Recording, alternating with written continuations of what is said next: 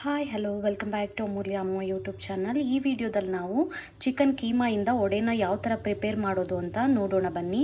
ಮೊದಲಿಗೆ ನನ್ನ ಚಾನಲ್ ನೋಡ್ತಿರೋರಲ್ಲಿ ಯಾರು ನನ್ನ ಚಾನಲ್ ಸಬ್ಸ್ಕ್ರೈಬ್ ಮಾಡಿಲ್ಲ ದಯವಿಟ್ಟು ಸಬ್ಸ್ಕ್ರೈಬ್ ಮಾಡಿ ಅಂತ ಹೇಳ್ತಾ ಬನ್ನಿ ಇವಾಗ ಚಿಕನ್ ಕೀಮಾ ವಡೆನ ಯಾವ ಥರ ಪ್ರಿಪೇರ್ ಮಾಡೋದು ಅಂತ ನೋಡೋಣ. ಮೊದಲಿಗೆ ಮಸಾಲ ರುಬ್ಕೊಳ್ಳೋಕ್ಕೆ ಸ್ವಲ್ಪ ಕೊತ್ತಂಬರಿ ಸೊಪ್ಪು, ಇಲ್ಲಿ ನಾನು 3/4 kg ಚಿಕನ್ನ ತೊಗೊಂಡಿದ್ದೀನಿ. ಅದಕ್ಕೆ ಈ ಥರ ಉದ್ದ ಮೆಣಸಿನ್ಕಾಯಿ ಬರುತ್ತೆ ನೋಡಿ, ಇದನ್ನು 5ನ ಹಾಕ್ಕೊಂಡಿದ್ದೀನಿ. ಸ್ವಲ್ಪ ನಾವು ಖಾರ ಕಡಿಮೆನೇ ತಿನ್ನೋದು, ಇದು ಸ್ವಲ್ಪ ಖಾರ ಕಡಿಮೆನೇ ಇರುತ್ತೆ ಮೆಣಸಿನ್ಕಾಯಿ, ಅದರಿಂದ 5 ಹಾಕ್ಕೊಂಡಿದ್ದೀನಿ. ಸ್ವಲ್ಪ ಜಿಂಜರ್, ಸ್ವಲ್ಪ ಬಿಡಿಸಿ ಇಟ್ಕೊಂಡಿರುವಂತಹ ಗಾರ್ಲಿಕ್ನ ಇಲ್ಲಿ ಆ್ಯಡ್ ಮಾಡ್ತಾ ಇದ್ದೀನಿ. ಹಾಗೆ ಸ್ವಲ್ಪ ಚಕ್ಕೆ, ಹಾಗೆ 4ರಿಂದ 5 ಲವಂಗನ ಆ್ಯಡ್ ಮಾಡ್ಕೊತಿದ್ದೀನಿ. ಇದಕ್ಕೆ ಜೊತೆಗೆ ಗರಂ ಮಸಾಲನೂ ಹಾಕೋದ್ರಿಂದ ಸ್ವಲ್ಪ ಚಕ್ಕೆ ಲವಂಗನ ಕಡಿಮೆನೇ ಹಾಕ್ಕೊಳ್ಳಿ ನೀವು. ಹಾಗೆ ಇದೆಲ್ಲ ಆಗಿದ ನಂತರ ಸ್ವಲ್ಪ ಅರಿಶಿನ ಪೌಡರು, ಹಾಗೆ ಎಲ್ಲನೂ ಆ್ಯಡ್ ಮಾಡಿದ ನಂತರ ಒಂದು ಅರ್ಧ ಈರುಳ್ಳಿ, ಹಾಗೆ ಇಲ್ಲಿ 1 ಟೊಮೊಟೊನ ಸೇರಿಸ್ಕೊತಾ ಇದ್ದೀನಿ. ಇದನ್ನೆಲ್ಲ ನೀಟಾಗಿ ಪೇಸ್ಟ್ ಥರ ರುಬ್ಕೊಳ್ಳೋಣ ಬನ್ನಿ. ನೋಡಿ ಈ ಥರ ತರಿಯಾಗಿ ಪೇಸ್ಟ್ ಮಾಡ್ಕೊಳ್ಳಿ. ಪೇಸ್ಟ್ ಮಾಡ್ಕೊಂಡಿದ ನಂತರ ಇದಕ್ಕೆ ಸ್ವಲ್ಪ ಪೆಪ್ಪರ್ ಪೌಡರ್ನ ಆ್ಯಡ್ ಮಾಡಿ, ಒಂದು 3/4 ಟೇಬಲ್ ಸ್ಪೂನ್ ಪೆಪ್ಪರ್ ಪೌಡರ್ನ ಆ್ಯಡ್ ಮಾಡಿದ ನಂತರ ಚಿಕನ್ನು ಸ್ವಲ್ಪ ತರಿ ಇರುತ್ತೆ, ಸೊ ಮಸಾಲ ಜೊತೆ ಮಿಕ್ಸ್ ಆಗಲಿ ಅಂತ ನೀಟಾಗಿ ಒಂದು ಗ್ರೈಂಡ್ ಮಾಡ್ಕೊಳ್ಳಿ.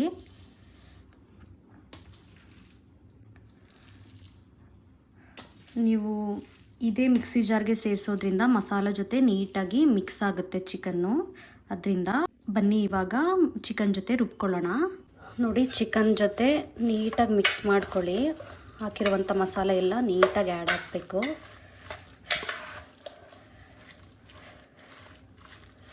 ಇದಾಗಿದ ನಂತರ ಸ್ವಲ್ಪ ಈರುಳ್ಳಿ, ಹಾಗೆ ಸ್ವಲ್ಪ ಕ್ಯಾಪ್ಸಿಕಮು,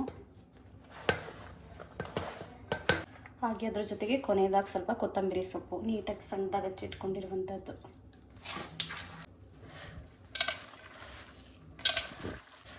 ನೀಟಾಗಿ ಈ ಥರ ಕಲಿಸ್ಕೊಳ್ಳಿ. ಸ್ವಲ್ಪ ಸಾಲ್ಟ್ ಕಡಿಮೆ ಇದೆ, ಅದರಿಂದ ನಾನು ಸ್ವಲ್ಪ ಸಾಲ್ಟ್ ಪೌಡರ್ನ ಆ್ಯಡ್ ಮಾಡ್ಕೊತಾ ಇದ್ದೀನಿ. ನಿಮಗಿನ್ನೂ ಸ್ವಲ್ಪ ಖಾರ ಬೇಕು ಅಂತ ಅಂದರೆ ನೀವು ಈ ಟೈಮಲ್ಲಿ ಟೇಸ್ಟ್ ನೋಡಿಬಿಟ್ಟು ಖಾರ ಏನಾದರೂ ಕಡಿಮೆ ಇದ್ದರೆ ಚಿಲ್ಲಿ ಪೌಡರ್ ಬರುತ್ತಲ್ಲ ನೋಡಿ, ಅದನ್ನು ನೀವು ಆ್ಯಡ್ ಮಾಡ್ಕೊಬೋದು. 1/4 ಸ್ಪೂನ್ ಗರಂ ಮಸಾಲನ ಆ್ಯಡ್ ಮಾಡಿ, 1/4 ಸ್ಪೂನ್ ಚಿಲ್ಲಿ ಪೌಡರ್, ಅದನ್ನು ಕೂಡ ನೀಟಾಗಿ ಮಿಕ್ಸ್ ಮಾಡ್ಕೊಳ್ಳಿ. ನೀಟಾಗಿ ಕಲಿಸ್ಕೋಬೇಕು. ಒಂದು ಕಡೆ ಉಪ್ಪು ಒಂದು ಕಡೆ ಸಪ್ಪೆ ಇದ್ಬಿಟ್ರೆ ಚೆನ್ನಾಗಿರಲ್ಲ. ನನಗೆ ಇವಾಗಲೂ ನೆನಪಿದೆ, ನಮ್ಮಪ್ಪಗೆ ಈ ಥರ ಕೈಮಾ ಉಂಡೆ ಸಾಂಬಾರು ಅಂದರೆ ತುಂಬಾ ಇಷ್ಟ. ನಮ್ಮಮ್ಮ ಮಾಡಿಕೊಡ್ತಿದ್ರು. ಬಟ್ ಆ ಟೈಮಲ್ಲಿ ನಮ್ಗೆ ಇಷ್ಟೊಂದು ಐಟಮ್ ಎಲ್ಲ ಗೊತ್ತಿಲ್ಲ, ಈ ಥರ ಕೀಮಾಯಿಂದ ವಡೆ ಅಥವಾ ಅದೆಲ್ಲ ಪ್ರಿಪೇರ್ ಮಾಡ್ತಾರೆ ಅಂತ ಹೇಳಿಬಿಟ್ಟು. ನಮ್ಮಪ್ಪಂಗೆ ನಾನ್ ವೆಜ್ ಅಂದರೆ ತುಂಬಾ ಇಷ್ಟ. ಬಹುಶಃ ಇದ್ದಿದ್ರೆ ಇವಾಗ ವೆರೈಟಿ ಮಾಡಿಕೊಟ್ಟಿದ್ರೆ ನಮ್ಮಪ್ಪ ತುಂಬಾ ಖುಷಿಪಟ್ಟು ಆಸೆಯಿಂದ ತಿಂತಿದ್ರಂತ ಅನಿಸುತ್ತೆ. ಮಟನ್ಕಿನ್ನ ಸ್ವಲ್ಪ ಚಿಕನ್ ಕೈಮಾ ಸ್ವಲ್ಪ ಡಿಫ್ರೆಂಟ್ ಇರುತ್ತೆ ಟೇಸ್ಟಲ್ಲಿ. ಇದೂ ಚೆನ್ನಾಗಿರುತ್ತೆ, ಬಟ್ ಮಟನ್ದು ತುಂಬಾ ಚೆನ್ನಾಗಿರುತ್ತೆ. ನೋಡಿ ಈ ಥರ ನೀಟಾಗಿ ಕಲಿಸ್ಕೊಳ್ಳಿ. ಈಗ ಕಲಸಿದಾಗಿದೆ. ಈಗ ನೀಟಾಗಿ ತವಾ ಮೇಲೆ ಫ್ರೈ ಮಾಡೋದೊಂದೇ ಬಾಕಿ. ಬನ್ನಿ ಈಗ ತವಾ ಮೇಲೆ ವಡೆನ ಹಾಕಿ ನೀಟಾಗಿ ಫ್ರೈ ಮಾಡೋಣ. ತವಾ ಕಾದಿದೆ. ಇವಾಗ ಇದಕ್ಕೆ ಸ್ವಲ್ಪ ಆಯಿಲ್ನ ಹಾಕಿ ನೀಟಾಗಿ ಈ ಥರ ತಗೊಂಡು ವಡೆ ಥರ ನೀಟಾಗಿ ತಟ್ಟಿ ನೋಡಿ, ಈ ಶೇಪಲ್ಲಿ ಬರಬೇಕು. ನೀವು ಸ್ವಲ್ಪ ಫ್ಲಾಟಾಗೆ ತಟ್ಟಿ ಸ್ವಲ್ಪ ತಿನ್ನಿರಲಿ, ಆವಾಗ ನೀಟಾಗಿ ಬೇಯುತ್ತೆ. ನೀವು ದಪ್ಪದಾಗಿ ಏನಾದರೂ ತಟ್ಬಿಟ್ರೆ ಅದು ನೀಟಾಗಿ ಬೇಯಲ್ಲ. ಅದರಿಂದ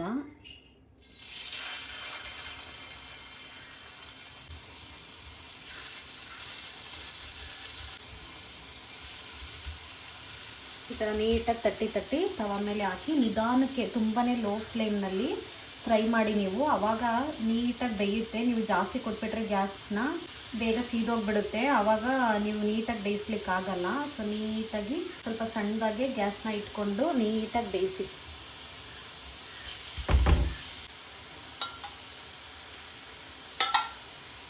ಸ್ವಲ್ಪ ಸುತ್ತ ನೀಟಾಗಿ ಆಯಿಲ್ ಸ್ಪ್ರೆಡ್ ಆಗೋ ಥರ ನೋಡ್ಕೊಳ್ಳಿ, ಆವಾಗ ಬೇಗ ಸೀದೋಗಲ್ಲ. ನೀಟಾಗಿ ಫ್ರೈ ಆಗ್ತದೆ. ನೀವು ಬೇಕಿದ್ರೆ ಮಸಾಲ ನೀವು ಎಲ್ಲನೂ ಮಿಶ್ರಣನ ರೆಡಿ ಮಾಡ್ಕೊಂಡಿದ್ದೀರಲ್ಲ, ಅದನ್ನು ಒಂದು ಸರಿ ಟೇಸ್ಟ್ ಮಾಡಿ. ತುಂಬಾ ಚೆನ್ನಾಗಿರುತ್ತೆ ಹಂಗೆ ತಿನ್ನೋಕ್ಕೇ. ಇನ್ನು ಸ್ವಲ್ಪ ನೀಟಾಗಿ ಬೇಯಿಸ್ಬಿಟ್ರಂತೂ ತುಂಬಾ ಚೆನ್ನಾಗಿರುತ್ತೆ ತಿನ್ನಲಿಕ್ಕೆ.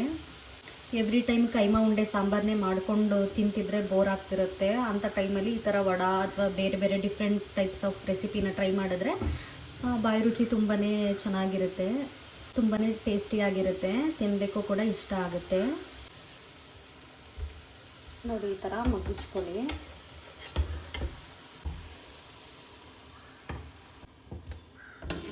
ಈ ಥರ ಎರಡು ಕಡೆನೂ ಕೂಡ ನೀಟಾಗಿ ಫ್ರೈ ಆಗಬೇಕು, ಆ ಥರ ನೋಡ್ಕೊಳ್ಳಿ. ನೋಡಿ ನಾನು ಗ್ಯಾಸ್ನ ತುಂಬ ಲೋ ಫ್ಲೇಮ್ನಲ್ಲಿಟ್ಟು ನೀಟಾಗಿ ಫ್ರೈ ಮಾಡ್ತಾ ಇದ್ದೀನಿ. ನೀವು ಅದೇ ಥರನೇ ಫ್ರೈ ಮಾಡ್ಕೊಳ್ಳಿ, ಆವಾಗ ಬೇಗ ಸೀದೋಗಲ್ಲ, ನೀವು ನಿಧಾನಕ್ಕೆ ನೀಟಾಗಿ ಬೇಯಿಸ್ಕೊಬೋದು. ನಾನಿಲ್ಲಿ ಸ್ವಲ್ಪ ಆಯಿಲ್ನ ಹಾಕೋದು ಕಡಿಮೆನೇ ಮಾಡ್ತಿದ್ದೀನಿ. ನನ್ನ ಹಸ್ಬೆಂಡ್ಗೆ ಸ್ವಲ್ಪ ಆಯಿಲ್ ಲೆಸ್ಸೇ ಇರಬೇಕು, ಅದರಿಂದ ನೀವು ಬೇಕಿದ್ರೆ ಸ್ವಲ್ಪ ಜಾಸ್ತಿನೇ ಆಯಿಲ್ ಹಾಕಿ ನೀಟಾಗಿ ಫ್ರೈ ಮಾಡ್ಕೊಬೋದು.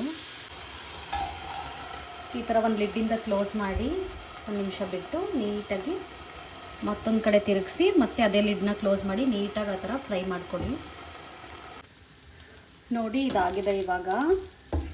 ಈಗ ಸರ್ವ್ ಮಾಡಿಕೊಂಡು ತಿನ್ನೋದೇನೆ. ನೋಡಿ ಔಟ್ಲುಕ್ ನೋಡಿ ಈ ಥರ ಬಂದಿದೆ, ನೀಟಾಗಿ ಫ್ರೈ ಕೂಡ ಆಗಿದೆ. ನಾವು ತುಂಬಾ ತಿನ್ನಕ್ಕೆ ತಟ್ಟಿರೋದ್ರಿಂದ ಈ ಥರ ನೀಟಾಗಿ ಫ್ರೈ ಆಗಿದೆ ಎರಡೂ ಕಡೆನೂ ಕೂಡ. ಐ ಹೋಪ್ ಈ ವಿಡಿಯೋ ನಿಮಗೆ ಇಷ್ಟ ಆಗಿದೆ ಅಂತ ಅನ್ಕೋತೀನಿ.